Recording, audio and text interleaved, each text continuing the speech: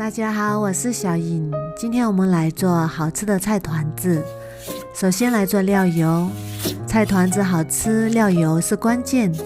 准备半个洋葱，切成薄片，切好之后装入碗中备用。准备半根大葱，切成葱片。准备一小块生姜，切成姜片，切好之后装入碗中备用。再准备一个卤料包，用剪刀剪开之后，把里面的香料倒出来。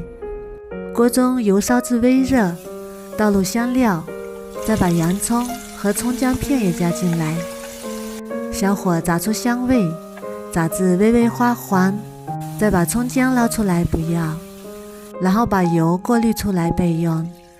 这样做的调料油拌凉菜或者是调馅都非常的香。再准备一根胡萝卜，擦成胡萝卜丝，擦好之后先放一旁备用。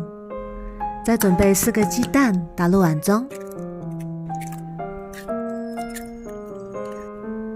然后用筷子把鸡蛋搅散。锅中油温烧热，倒入鸡蛋液，用筷子快速搅拌，炒成鸡蛋水，像这样就可以啦。先盛出来，装入碗中备用。然后烧一锅开水，加1勺油，1勺盐，再把胡萝卜丝加进来，焯水1分钟，然后捞出来控干水分备用。再加入1把菠菜，焯水1分钟，然后控干水分备用。再加入4到5个香菇，焯水3分钟，煮熟之后捞出来控干水分备用。然后把菠菜控干水分，切成碎末，切好之后装入碗中备用。再把香菇挤干水分，切成香菇丁，切好之后装入碗中备用。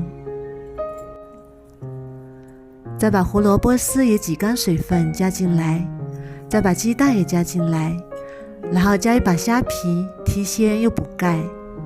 然后再加入2勺刚刚调好的调料油，再加1勺蚝油，1小勺盐，1勺鸡精，充分搅拌均匀。搅匀之后再加2勺面粉，大概50克左右，然后用手抓拌均匀，再把它团成小丸子，像这样就可以啦。再准备1碗玉米面，把丸子滚上1层玉米面。如果想吃皮厚一点的，可以沾点水继续滚，这样皮比较厚。我喜欢吃皮薄的，所以就不沾水了。全部做好之后，开水上锅，然后盖上盖子，大火蒸6分钟。时间到，我们打开看看，哇，好香啊！香喷喷的玉米面菜团子就做好啦，皮薄馅大，真的是非常好吃。里面满满的都是蔬菜，加了虾皮，提鲜又补钙，个人感觉比饺子还要好吃。再蘸点蒜泥就更香了。做法简单又营养美味，如果你喜欢也试试吧。喜欢我的视频就关注我吧，谢谢您的支持。